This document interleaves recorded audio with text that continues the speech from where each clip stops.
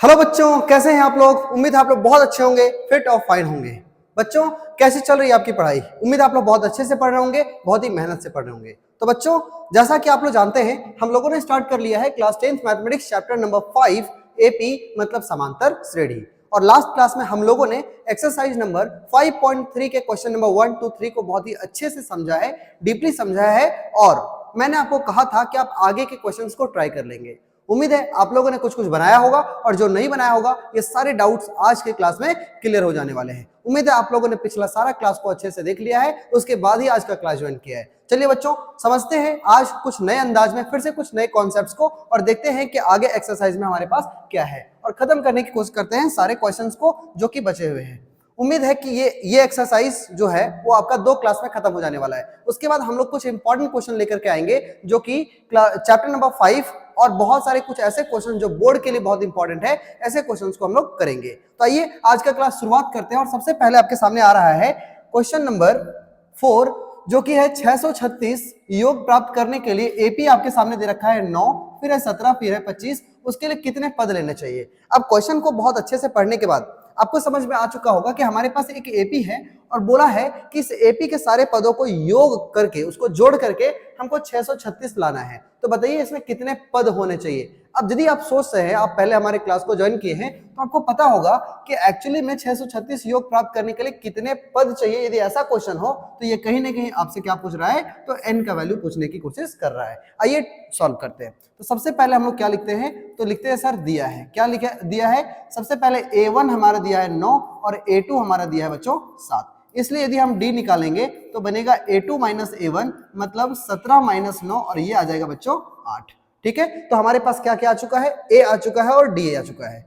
और क्या दिया है, और हमारे सामने दिया है 636 जो कि योग दिया है बच्चों। योग दिया है मतलब क्या कि एस एन का मान दे रखा है ना। एस एन का फॉर्मूला हम जानते हैं, ये होता है आपका, ऐसे नहीं तो ऐसे भी लिख सकते हैं कि एस एन ही आपका कितना दे रखा है, 636 दे रखा है। अब आप क्या करो, यहां पर इसका फॉर्मूला पुट कर दो। फॉर्मूला होता है बच्चों n/2 और 2a प्लस n-1 और ये d। ये आप लोगों ने पहले भी पढ़ रखा है ना, तो उम्मीद आपको समझ में आ रहा होगा। अब इसके बराबर में कितना है, 636। अब एकदम जल्दी से हम इसे सॉल्व कर लेते हैं, काम खत्म। तो n/2 रहने देते हैं, और 2 इंटू a का वैल्यू कितना है, तो a का वैल्यू हमारा 9 और प्लस n-1 और d हम लोगों ने कितना निकाला है, तो ये है आपका 8। ठीक है, और इधर हमारे पास है 636। आगे कैलकुलेशन देखिए, यहां पर हो जाएगा n/2, 9 दूना 18 और प्लस ये अंदर गुना कर देंगे तो हो जाएगा 8n और माइनस का 8 बराबर में 636। अब बच्चों 18 में से 8 को माइनस कर दीजिए और यहां से 2 कॉमन निकाल लीजिए। ध्यान देना, एक स्टेप को मैं फास्ट कर रहा हूं। तो यदि यहां पर 2 जो है सो कॉमन निकाल रहे हैं, तो n/2 पहले से था और 2 कॉमन निकाला तो 8 में से 10 जाएगा, तो 18 में से 8 जाएगा तो 10 बचेगा। 10 में से यदि हम 2 कॉमन निकालिए तो यहाँ पर 5 बच जाएगा, और इसमें से यदि हम 2 कॉमन निकाल रहे हैं तो यहाँ पर 4n बच जाएगा। उम्मीद है आपको समझ में आ रहा होगा। और यहाँ है 636। अब यहाँ पर 2 से 2 कैंसिल हो जाएगा, ये n को अंदर में गुना कर दीजिए तो आ जाएगा 5n और प्लस का 4n square is equal to 636। अब बच्चों उसको उठा करके इस तरफ ले आएंगे हम, तो हमारे पास क्या बनेगा, हमारे पास बनेगा 4n स्क्वायर। क्या बनेगा, 4n स्क्वायर, और फिर है हमारे पास प्लस का 5n, प्लस का 5n, और फिर क्या है हमारे पास, तो ये आगे हम देखें तो 636 को इस तरफ ले आएंगे तो बनेगा माइनस में 636, और बराबर के उस तरफ करें तो हो जाएगा 0। अब बच्चों ये एक तरह से द्विघात समीकरण का आपको रूप दिख रहा होगा, जहां पर हम सॉल्व करके यहाँ पे n का मान निकालेंगे। तो जानते हो कि इसको और इसको गुना करना पड़ता है, तो 6 चौके 24 है ना, और फिर 4 तिया 12 और 2 14, हाथ में 1, 6 चौके 24 और 1 25। इसको हमें इस तरह से तोड़ना होगा कि बीच वाला का वैल्यू मतलब 5 के बराबर आ जाए। तो जल्दी से कोशिश करते हैं, 2 से करेंगे, 2 एकम 2 हो जाएगा, 2 दूना 4 हो जाएगा, 2 सती 14 हो जाएगा और 2 दूना 4 हो जाएगा। फिर 2 से करो तो 6 हो जाएगा, और यहाँ पर 36 दूना 72। फिर 2 से करेंगे तो 2 तिया 6 और 18 दूना 36। फिर इसको 2 से करेंगे तो 2 एकम 2, 2 पचे 10, और फिर बच्चों क्या आ जाएगा आपका 2 नवा 18 आ जाएगा। यहाँ पर हम करेंगे कोशिश तो 3 से लगाना होगा, 3 पचे 15 और 3 तिया 9। अब इस तरह से हमारा टूट चुका है। अब देखो कि यहाँ पे 5 कैसे लाया जा सकता है। तो हम यदि एक तरफ गुना करने की कोशिश करें तो 3 दूना 6, 6 दूना 12, 12 दूना 24, 24 दूना 48। एक तरफ आया 48 और एक तरफ आया 53। तो 48 53 में से 48 माइनस कर देंगे तो 5 के बराबर आ जाएगा। इसका मतलब यदि हम इसे आगे बढ़ा दें तो हमारा वैल्यू कैसे बनेगा, 4n स्क्वायर और यहाँ पर 53 ना, 53n में से 48n को यदि हम माइनस कर दें तो ये हमारा 5n बन जाता है और इधर क्या हो जाएगा तो 636 हो जाएगा बराबर में 0। बच्चों आगे क्या कर सकते हैं, यहाँ पर हम क्या निकाल सकते हैं कॉमन। अच्छा एक बात समझो, इसी चीज को हम और कैसे लिख सकते हैं, क्योंकि यहाँ पर ये दोनों कॉमन नहीं निकल पा रहा है, तो या हम इसी टर्म को ऐसे लिख सकते हैं क्या, 4n स्क्वायर, ये इस माइनस वाले को पहले लिख देते हैं और इसको बाद में लिख देते हैं, है ना, इस तरह से, और माइनस में 636 इज इक्वल टू क्या हो जाएगा तो 0 हो जाएगा। बात समझ में आ गया है। अब हम आगे ध्यान देते हैं तो क्या बनता है, 4 से यदि हम कॉमन निकाल ले यहाँ पर तो बनेगा n स्क्वायर, यहाँ पर n भी तो निकल सकता है बिल्कुल, तो यहाँ पर हमारा क्या निकल जाएगा 4n निकल जाएगा और यहाँ बचेगा n माइनस 4 से लगाएंगे तो ये 12 चौके 48 होता है और 4 यदि कॉमन निकाल लिया तो 12 बचेगा और n तो कॉमन निकाला हुआ है तो n माइनस 12 बन रहा है। यहाँ पर आप यदि कॉमन निकाल ले बच्चों 53 है ना, ये पूरा 53 कॉमन निकलेगा तो यहाँ पर बचेगा एक, सॉरी यहाँ पे n भी था 48 है और यहाँ 53 n छूट गया है, तो यदि हम 53 कॉमन निकाल लिया तो यहाँ n बचेगा और ये एक्चुअली में क्या है तो ये होता है बच्चों 53 को यदि 12 से गुना कर दिया जाए तो 636 आ जाता है और यदि हम 53 बाहर निकाल लिया तो यहाँ पर 12 बच गया इज इक्वल टू क्या हो जाएगा 0। अब देखो n माइनस 12 फिर से कॉमन है तो n माइनस 12 और दूसरे साइड में आ जाएगा 4n प्लस का 53 और इज इक्वल टू क्या हो जाएगा बच्चों तो 0 हो जाएगा। बात समझ में आ गया है। तो यहां से अब हम क्या करेंगे n का वैल्यू निकालने की कोशिश करेंगे, तो हम क्या करेंगे एक बार n माइनस 12 बराबर 0 कर लेंगे, एक बार इसके बराबर 0 एक बार इसके बराबर 0, तो यहां से हमारे पास n का मान कितना आ जाता है, माइनस से उधर जाएगा तो प्लस में, तो ये आ गया n का मान 12 और ये क्या है तो 4n plus 53 is equal to 0, या यहाँ से n का मान क्या आ जाता है तो प्लस का उधर माइनस में जाएगा तो आ जाएगा 53 और नीचे आ जाएगा बच्चों 4। तो बताओ ये कभी भी संभव है क्या, n का मतलब होता है कि पदों की संख्या, कभी भी पदों की संख्या नेगेटिव हो सकती है, कभी नहीं हो सकता, एक पद दो पद तीन पद ऐसे करके ये बढ़ता है, नेगेटिव नहीं हो सकता, तो हम इसे कहेंगे असंभव, ये वैल्यू हो ही नहीं सकता। अब यदि ये नहीं हो सकता है तो आपके सामने पता चल गया है कि इसमें कितने पद लेने चाहिए, तो हमारा टोटल पदों की संख्या कितनी हो गई तो 12 हो गई, तो लिखेंगे अतः 636 योग प्राप्त करने के लिए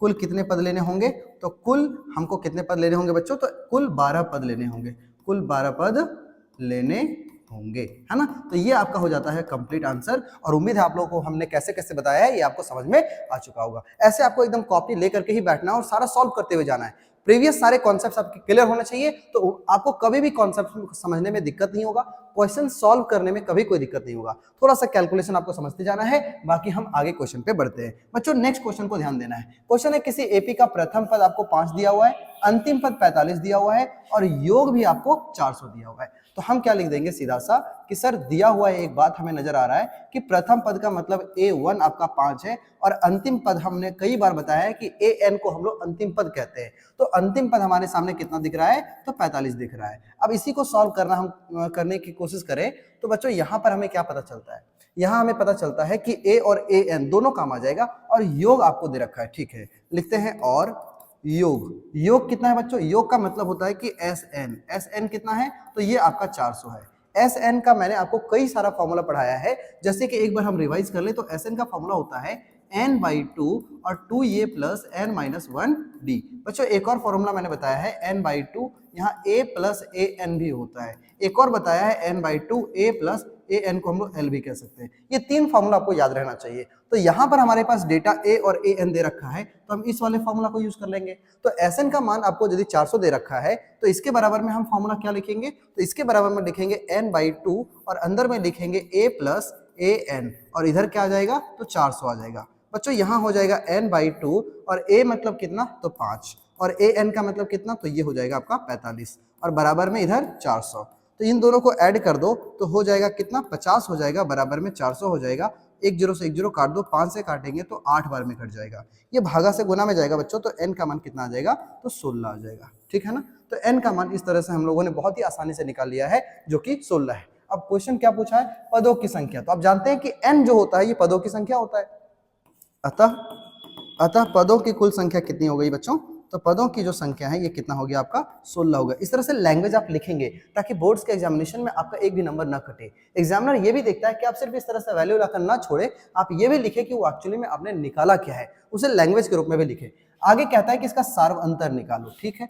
अब हम लोग क्या करेंगे, हमारे पास एक चीज पहले से ऑलरेडी दिया हुआ था an, तो an बराबर हमारे पास क्या है 45 है, और an का फॉर्मूला आप जानते हो जो होता है a प्लस n माइनस 1 का d, जो कि 45 के बराबर होने वाला है। अब बच्चों समझना ये है कि हमारे पास a हमारा कितना है, तो 5 है, 5 प्लस n माइनस 1, और d का वैल्यू हम लोगों ने नहीं निकाला है, d हमें निकालना है, ठीक है। अच्छा n तो हमें पता होना चाहिए, n तो हमारे पास आ गया है 16, तो हम यहाँ लिखेंगे 16 माइनस 1 और बाहर d छोड़ देंगे, ये 45। ये प्लस का पहले माइनस में भेज दो तो 16 में से एक जाएगा 15d, और बराबर में क्या होगा, ये उधर जाएगा बच्चों तो 40, क्योंकि 5 उधर माइनस हो जाएगा।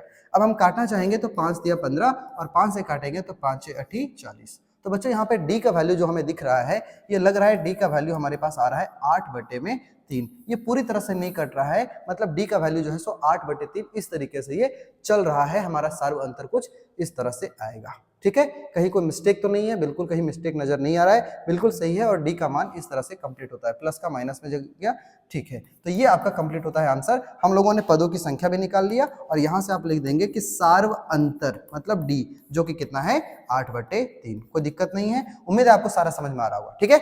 बताओ कैसा लगा क्वेश्चन बनाने में, आराम से। ये सारे फॉर्मूला आपको साइड से याद रखते जाने हैं, क्योंकि मैंने कई बार ये करवाया है ना। जो साथ साथ में मेरा बना रहा होगा, क्वेश्चन साथ साथ में बना रहे होंगे, साथ ही आपके पास कॉपी कलम होगा, तो आप ये सारे कॉन्सेप्ट्स को बहुत ही अच्छे से समझ पा रहे होंगे, और कई बार लिखने से तो ये ऐसे ही याद हो जाते हैं। बच्चों नेक्स्ट क्वेश्चन पे आते हैं। नेक्स्ट क्वेश्चन क्या समझते हैं, क्वेश्चन है किसी एपी के प्रथम पद और अंतिम पद, फिर से वैसा ही क्वेश्चन है, और यदि इस बार आपको सार्व अंतर दे दिया है 9, तो कहते हैं बताओ इसमें कितने पद है, n का मान निकाल लेना, और इसका योग भी आपको निकालने के लिए बोला है। कैसे दिमाग लगाना है, देखो दिया है क्या समझते हैं। दिया है प्रथम पद है 17, तो a का मान हो जाएगा 17, ठीक है। अंतिम पद कितना है, तो 350 है, मतलब an का मान 350 है। अब बोला क्या है, अच्छा d भी है बच्चों, तो d का मान क्या है, अच्छा पहले हम लोग d ही लिख लेते हैं। सार्व अंतर कितना है, सार्व अंतर आपका 9 है, ठीक है। और एक चीज हमें क्या दिया हुआ था अभी, an का मान दिया हुआ था, जो कि कितना है, तो 350। क्या हम यहां से n नहीं निकाल सकते, बिल्कुल निकाल सकते हैं।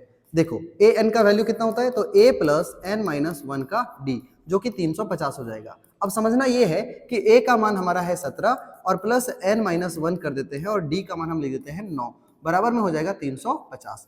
बच्चों आप जानते हो कि n माइनस 1, ये प्लस का उधर माइनस में जाएगा, तो क्या हो जाएगा, 10 में से 7 माइनस कर दे तो हो जाएगा 3, और यहाँ 4 में से एक जाएगा फिर से 3, और एक 3 तो ऑलरेडी है हमारे पास, मतलब ये हो गया 3 3 और 3।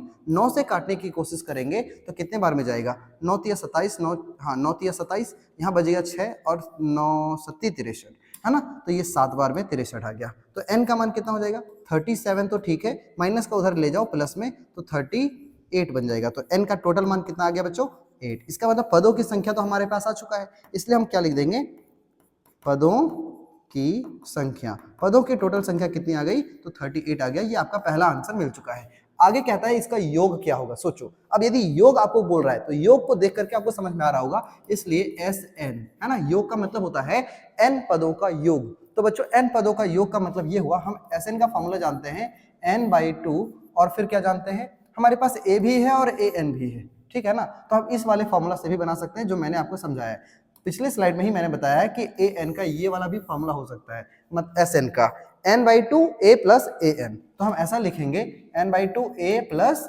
an भी लिख सकते हैं। अब बच्चों SN का मतलब क्या होता है, SN का मतलब ये होता है कि S और N मतलब कितना 38, मतलब 38 पदों का आपका ये निकाल लेना है। तो n/2 का मतलब क्या हुआ, n हमारा कितना आ गया है, तो 38 आ गया है, तो यहाँ हम यूज कर लेंगे 38/2, और अंदर में क्या करना है, अंदर में आप देखें कि a का मान है आपका 17, और प्लस an का मान है आपका तो 350, कितना है बच्चों, तो 350, ऐसे हम यूज कर लेंगे। तो बताओ 38 पदों का योग हम कैसे निकालेंगे, कैलकुलेशन कर लेते हैं, 2 से कर लेंगे तो 19 बार में आ जाएगा, और अंदर में क्या हो जाएगा, ये दोनों को आपस में ऐड कर दो, तो ये हो जाएगा 3, और ये हो जाएगा 6 और 7, ठीक है। अब इसे गुना करने के अलावा हम कुछ नहीं कर सकते, तो गुना करते आ जाओ। 19 सत्ती कितना हो जाएगा, तो 19 पचे 95, 19 सत्ती, ठीक है, 19 का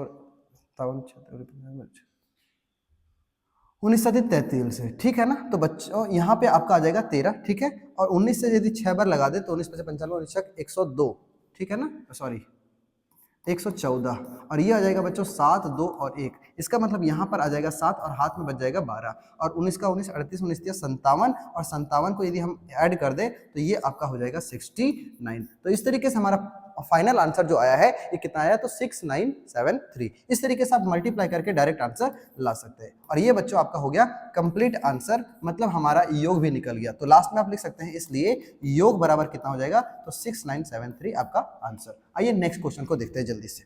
एकदम ध्यान इधर उधर नहीं भटकाना है और लगे रहना है, क्वेश्चंस को सॉल्व करके देखो, है ना। क्वेश्चन यदि आप खुद से बना पा रहे हैं तो समझ जाओ कि आपके अंदर इस चैप्टर को समझने का डीपर अंडरस्टैंडिंग आ चुका है। और यदि आप क्वेश्चन खुद बनाएंगे तो आपके अंदर कॉन्फिडेंस डेवलप होगा, उसके बाद हर तरह का क्वेश्चन को आप बनाने लायक हो जाएंगे, आपके अंदर जो कॉन्फिडेंस हो। बच्चों सबसे पहले कॉन्फिडेंस डेवलप करना बहुत जरूरी है, इसीलिए एक एक फॉर्मूला को बहुत ही अच्छे से देखो और हर टाइप का क्वेश्चन कैसे बनाया जा रहा है ये आप कोशिश करो कि आप उसे अच्छे से समझ पाओ, क्योंकि एक बार वो हो जाता है फिर आप सारे क्वेश्चन को आराम से बना पाते हैं। आइए नेक्स्ट क्वेश्चन को देखते हैं। उस एपी के प्रथम 22 पदों का योग ज्ञात करना है। साफ साफ दिख रहा है कि पदों की संख्या में पहले से पता है जो कि 22 है, जिसमें डी दे रखा है और 22वां पद भी आपको दे रखा है बच्चों। ठीक है, इस बार तो हमारे पास कुछ अलग अलग तरीके का आपको क्वेश्चंस मतलब वैल्यूज आपको दिया हुआ है। देखो सबसे पहले क्या है, देखो दिया है क्या, प्रथम 22 पदों का योग बोला है, मतलब पदों की संख्या तो कहीं ना कहीं 22 ही रहा होगा। ठीक है, डी कितना है, तो डी का मान हमारे सामने कितना है, तो बच्चों 7 है। और क्या है, तो और हमें दिख रहा है कि ए 22वां पद है, मतलब ए 22 ये कितना है, तो ये है आपका 149। बच्चों क्या कर सकते हैं, यहां से ए का मान निकाल सकते हैं, कैसे, ए प्लस और 22 है इसका मतलब हम क्या करेंगे, 22 है इसका मतलब यहां हो जाएगा 21d बराबर में कितना, तो 149। अब सोचो यहाँ पे d है तो d का मान हम रख देंगे, तो 21 गुने 7 हो जाएगा बराबर 149 हो जाएगा। 21 सती 147 होता है और 149 में से यदि 147 माइनस कर दो तो a का मान बच्चों हो जाएगा 2। तो क्या क्या दिखा आपको, यहाँ से हमें समझ में आ रहा है कि सर हमारे पास a आ चुका है और हमारे पास d आ चुका है। पूछा क्या है, तो कहता है 22 पदों का योग। ठीक है, तो 22 पदों का योग हम कैसे निकाल सकते हैं, देखो जब भी 22 पदों का योग बोला इसका मतलब बोले तो इसका मतलब ये हुआ कि s 22 आपको पूछा है, एस का मतलब सम, ठीक है, और 22 का मतलब होता है 22 पदों का योग। तो बच्चों 22 पदों का जो योग है ये हम ऐसे निकालेंगे, एस एन का पहले फॉर्मूला सोचो, तो ये होता है n/2, फिर होता है 2a प्लस n-1 और फिर बाहर में d। तो बच्चों n के जगह पे यहाँ 22 रखा है तो यहाँ भी हो जाएगा 22/2, फिर हो जाएगा 2 इंटू a का मान क्या होगा, a का मान तो 2 ही है, तो a का मान हम यहाँ लिखेंगे 2 और प्लस n का मान ऑलरेडी दे रखा है जो कि है 22, तो हो जाएगा 22 - 1 और d का मान कितना है, तो ये है आपका 7। ठीक है, आगे बढ़े तो 2 से काटेंगे तो ये 11 बार में आएगा और अंदर में क्या होगा, ये हो जाएगा 4 और प्लस 22 में से 1 जाएगा तो हो जाएगा 21 और 21 को 7 से गुना कर दोगे तो आ जाएगा 147। ठीक है ना, तो यहाँ क्या हो जाएगा 11 गुने 147 को 4 से जोड़ दो तो ये आपका हो जाएगा 7 4 11 मतलब 151। बच्चों जैसे ही हम इसे 11 से गुना करते हैं 151 को तो कुछ ऐसा फॉर्मेट बनेगा और यहाँ बनेगा ऐसे और आपका वैल्यू आ जाएगा 1661। तो इस तरह से हमको समझ में आया कि ये 22 पदों का योग, यहाँ लैंग्वेज क्या लिखोगे, इसलिए 22 पदों का योग ये कितना हो जाएगा बच्चों, तो 1661 होगा। ठीक है, उम्मीद आपको क्वेश्चन समझ में आ रहा होगा। एक एक क्वेश्चन को हम लोगों ने सॉल्व किया है और एक एक कॉन्सेप्ट को समझते गया है। एक भी ऐसा कॉन्सेप्ट नहीं है जो मैंने आपसे छुपाया है या आप नहीं सीखे हैं। अब ये सारे कॉन्सेप्ट यदि आप समझ करके और खुद आंसर दे पा रहे हैं, खुद से क्वेश्चन सॉल्व कर रहे हैं, इसका मतलब आप अच्छे से पढ़ाई कर रहे हैं। और यदि आप नहीं दे पा रहे बच्चों तो कहीं ना कहीं तो आपके अंदर कमी है और आप सभी चीजों को अच्छे से नहीं देख रहे हैं। इसीलिए कॉपी कलम लेके बैठो, एक एक फॉर्मूला को लिखो, कॉन्सेप्ट को समझने की कोशिश करो, एक एक क्वेश्चन आपसे बन जाएगा। क्वेश्चन है बच्चों अगला, उस एपी के प्रथम 51 पदों का योग, इस बार देखो एकदम प्रीवियस वाला क्वेश्चन के जैसा है, 51 पदों का योग बोल रहा है, मतलब n का वैल्यू आपको दे रखा है। ठीक है, और जिसके दूसरे और तीसरे पद ये आपको दे रखे हैं। ठीक है ना, अब दूसरे पद और तीसरे पद आपको दे रखे हैं तो अब हम क्या करेंगे, देखो सबसे पहले हम लिखेंगे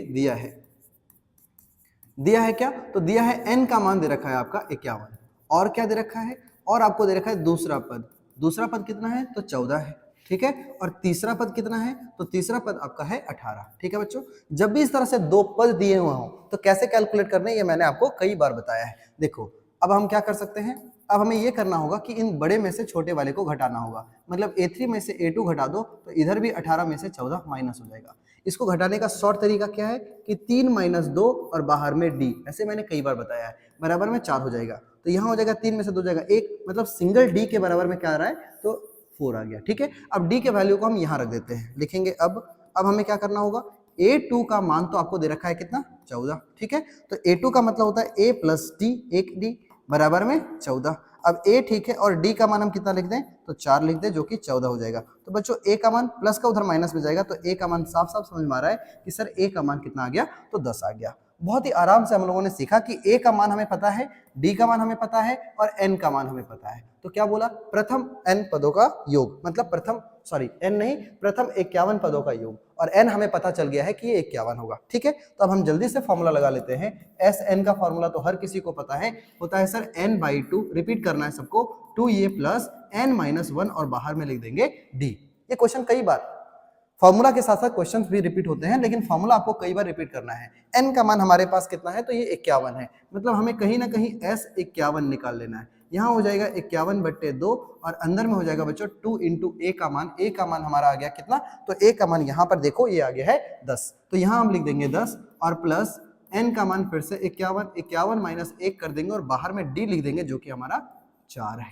ठीक है, कोई दिक्कत नहीं। तो यहाँ हो जाएगा 51/2, अंदर क्या होता है ये समझते हैं। अंदर में यहाँ दिख रहा है कि ये आपका 20 है और यहाँ पर 50 में से आप 4 गुना कर दो, तो 4 गुना कर देने से 50 चौके 200 और 200 में यदि हम 20 जोड़ देते हैं तो ये हो जाएगा आपका 220। ठीक है, 2 से काटना चाहेंगे हम तो 110 आएगा, और यदि इन दोनों को हम गुना करना चाहें बच्चों तो कितना आ जाएगा, 51 को पहले 11 से गुना करते हैं तो 5 और 1 51 हो गया। जब हम इसको 11 से गुना करते हैं तो इन दोनों का योग केवल बीच में लिख दो, काम खत्म। 11 से गुना करने का आसान सा तरीका है कि 51 लिखेंगे, इन दोनों का सम को बीच में लिख देंगे और लास्ट में एक जीरो लगा देंगे, ये आपका आंसर आ गया। ठीक है, इस तरह से हमें क्या समझ में आया, यहाँ लिख देंगे अतः ये जो है कितना है 51, तो लिखेंगे 51 पदों का योग, 51 पदों का योग, ये कितना आ गया बच्चों, तो ये आ गया 5610। मजा आ रहा है क्वेश्चन बनाने में। तो इस तरीके से बहुत ही आराम से आप क्वेश्चन बना पाएंगे क्योंकि आपको बेसिक कॉन्सेप्ट पता है। ठीक है, चले नेक्स्ट क्वेश्चन पे। मजा आ रहा है क्वेश्चन बनाने में। अब देखते हैं नेक्स्ट क्वेश्चन को और समझते हैं कि क्या कॉन्सेप्ट आपसे पूछा जा रहा है। तो बच्चों नेक्स्ट क्वेश्चन, यदि किसी एपी का प्रथम 7 पदों का योग आपको दे रखा है, मतलब क्या दिया है, 7 पदों का योग का मतलब होता है कि S7 आपका दे रखा है और 17 पदों का योग आपका कितना है, तो ये आपका 289 है बच्चों। तो इसके प्रथम n पदों का योग ज्ञात करिए। ठीक है, मतलब पहले n निकालना होगा और n निकाल लेने के बाद जो है सो आपको उस n पदों का योग निकाल लेना है। तो सबसे पहले हम क्या कर सकते हैं, दिया है हमारे पास क्या क्या, तो बच्चों हम लिखेंगे कि सर हमारे पास दे रखा है क्या, दो ही चीज दे रखा है, एक S7 जो कि आपका कितना है, S7 आपका 49 है ना, और दूसरा दिया है S17, ये कितना दिया है, तो 289 दिया है। हम क्या कर सकते हैं, दोनों को आपस में तुलना करके देख सकते हैं। तो सबसे पहले क्या करना होगा हमें, यहाँ पर यदि हम लिखे तो इसका फॉर्मूला बनेगा n/2, अंदर में होगा 2a प्लस n माइनस, अब n यहाँ पर तो है हमारे पास 7, तो यहाँ हो जाएगा 7 - 1 और बाहर में d हमारे पास नहीं है तो d को ऐसे ही छोड़ देते हैं। कोई दिक्कत है, यहाँ पर जैसे इस तरह से चलेगा वैसे ही वहां पर भी चलेगा बच्चों, कोई दिक्कत नहीं है, बहुत ही आसान सा क्वेश्चन है, ध्यान से देखो। यहाँ पर क्या होगा, भागा को हम गुना में भेज देते हैं तो ये यहाँ पर आ जाएगा, तो 49 दूना कितना हो जाएगा, 98 हो जाएगा, और यहाँ बाहर में केवल 7 रह जाएगा। अंदर में क्या रहेगा, तो 2a और प्लस का क्या हो जाएगा, 1 मिनट प्लीज, इससे आसान हम ये कर सकते हैं, 7 से पहले काट देते हैं ये 7 बार में, ठीक है ना, तो 7 दूना यहाँ क्या हो जाएगा, यहाँ 14 हो जाएगा बच्चों, और यहाँ हो जाएगा 2a और प्लस में यहाँ पर हो जाएगा 6t। ठीक है, यहाँ से एक और काम कर सकते हैं कि 2 कॉमन निकाल लेंगे, तो यहाँ a प्लस यहाँ पर 2 कॉमन निकालिया तो 2 तिया 6, यहाँ 3 बचेगा बच्चों, है ना, और बराबर में कितना 14, 2 से काटो 7 बार में आएगा, इसका मतलब साफ साफ है कि यहाँ पर 7 बार में, तो यहाँ पर साफ साफ पता चल रहा है कि a plus 3d is equal to कितना हो जाएगा, 7 हो जाएगा। इसे हम लोग मान लेने वाले हैं समीकरण नंबर 1, ये आपका हो गया समीकरण नंबर 1। ऐसा ही कॉन्सेप्ट यदि यहाँ लगा दे तो लगता है काम हो जाएगा, है ना, कैसे देखते हैं, देखो यहाँ हमें क्या करना होगा, यहाँ पर भी ऐसा ही कॉन्सेप्ट लगा दो तो हो जाएगा n/2, है ना, यहाँ लिख देना और, ठीक है, और मतलब यहाँ हुआ n/2 और अंदर में होगा 2a, n/2 तो हमने लिखा है 17/2, ठीक है, अंदर में 2a, तो 2a नहीं पता है, n-1, n हमारा 17 ही है तो हो जाएगा 17 - 1 और d का मान हमें पता ही नहीं है तो d रहने देते हैं, बराबर 289। ठीक है, 17 को 17 बार लगाओगे तो ये 289 आता है, और ये वहां गुना होगा तो कुछ हो सकता है क्या, नहीं, यहीं पे हम काट सकते हैं, कोई दिक्कत वाली बात नहीं है। देखो यहाँ पर बाहर में क्या बच रहा है, बाहर में बच रहा है बच्चों 1/2, और यहाँ पर बच रहा है 2a और प्लस में 16 का d और बराबर में क्या 17, 2 कॉमन निकाल के काट देंगे हम, तो 2 दो यहाँ कॉमन निकाला और नीचे में पहले से 2 था, तो यहाँ हो जाएगा a और 2 कॉमन निकालेंगे तो 8d हमारा बचने वाला है जो कि 17 है। 2 से 2 कट गया तो a प्लस 8d बराबर क्या हो जाएगा बच्चों 17। ये होगा समीकरण नंबर 2। अब हमारे पास दो समीकरण तैयार है और दोनों समीकरणों की मदद से हम a और d का मान निकाल लेंगे। चलो बनाते हैं, ठीक है, कोई दिक्कत वाली बात नहीं होनी चाहिए। अच्छा, यहाँ पर यदि दिक्कत है तो मैं इसे हटा देता हूं। तो गड़बड़ हो गया भाई, नहीं ऐसे नहीं। 1 मिनट प्लीज, 1 मिनट। चलो छोड़ो उसको, इस तरह से ये आ जाएगा यहाँ नीचे। तो नीचे दिख रहा है क्या आपको? इस तरह से हम कर सकते हैं कि उसे हम थोड़ा नीचे, ताकि हमारे पास स्पेस बच जाए। क्या आपको ये दिख रहा है? कोई दिक्कत नहीं ना? आप इसे देख सकते हैं। हमारे पास दो समीकरण तैयार है, ठीक है। यहाँ लिख देते हैं और, ठीक है, यहाँ दूसरी बार हमने बनाया है। तो एक हमारे पास ये था, देखो ध्यान से, फिर से मैं दिखा रहा हूँ। यहाँ पर ध्यान रखना है कि एक ये हमारा दिया हुआ था वैल्यू और एक हमारा ये दिया हुआ था वैल्यू। इन दोनों की मदद से हमने समीकरण 1 और समीकरण 2 को तैयार किया है। अब देखते हैं कि इन दोनों की मदद से a और d कैसे निकाल सकते हैं। तो हम लिखेंगे क्या, अब लिख देंगे हम,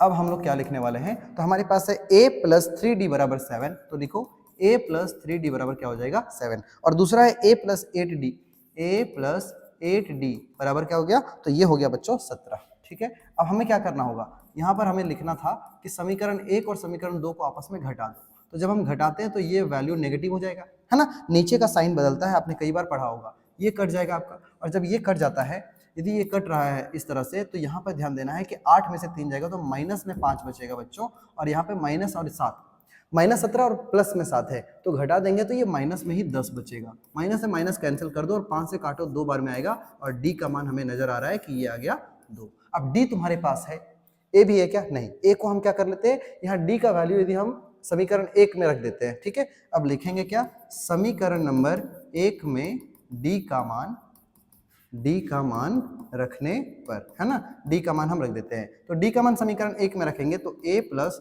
3 इंटू डी है, तो डी के जगह पे हम रख देंगे 2, तो बराबर के उधर क्या है, फिर 7 है। तो a का मान साफ साफ समझ में आ रहा है, 7 प्लस माइनस, सॉरी ये प्लस से उधर माइनस में जाएगा, 6, 3 दूना 6, तो a का मान क्या आ गया, 1 आ गया। अब तुम्हारे पास क्या क्या आ चुका है, तो a भी आ चुका है, d भी आ चुका है, और आपके पास क्या है, तो इस तरीके से आपको क्या पूछा है, फिर आपको पूछा है तो इसके प्रथम n पदों का योग ज्ञात करिए। अब बच्चों प्रथम n पदों का योग यदि आपको ज्ञात करना है तो समझना ये होगा आपको कि n पदों का योग के लिए हम फॉर्मूला क्या जानते हैं। यदि n पदों का योग बोला है तो Sn ही होगा ना, n का वैल्यू हम निकाल नहीं सकते, n का वैल्यू किसी भी तरह से यहाँ निकाला नहीं जा सकता है, तो n के जगह पे हम n छोड़ देंगे और ये हो जाएगा n/2 और फिर होगा 2a प्लस n-1 और फिर बाहर d। तो बच्चों n को n रहने देते हैं, और यदि 2 ठीक है, a का मान हम क्या निकाल सकते हैं, तो a का मान हम पुट कर देंगे 1, ठीक है, इंटू 1 और प्लस n-1 और बाहर d है, तो d का वैल्यू क्या पुट कर देंगे, तो ये कर देंगे 2, ठीक है बच्चों। तो क्या बन सकता है, सोचो, यहाँ बनेगा n-2, ठीक है, और सोचो यहाँ 2 एकम 2 यहाँ भी है और यहाँ पर भी 2 है, तो 2 यदि हम कॉमन निकाल लें तो 2 हम कॉमन निकाल लेते हैं, तो यहाँ 2 एकम 2 निकाल लिया तो सिर्फ 1 बचेगा, और यहाँ पर क्या होगा, ये भी 2 बाहर निकल चुका है, तो n-1 केवल बचेगा, ठीक है ना। ध्यान से समझ में आ रहा है ना, ये कॉन्सेप्ट बहुत ही आसान है। ये कटेगा तो बचेगा n और अंदर में प्लस माइनस ये भी कट जाएगा, तो n और n आपस में केवल गुना हो जाएगा, और इस तरह से ये क्या बचेगा, n², ठीक है बच्चों। तो समझ में आ गया है, कोई दिक्कत, समझ में आ गया होगा। बहुत ही अच्छा सा क्वेश्चन है, तो आप इसे VVI लगा लो, और बहुत ही प्यारा सा क्वेश्चन हम लोगों ने बनाने सीखा है।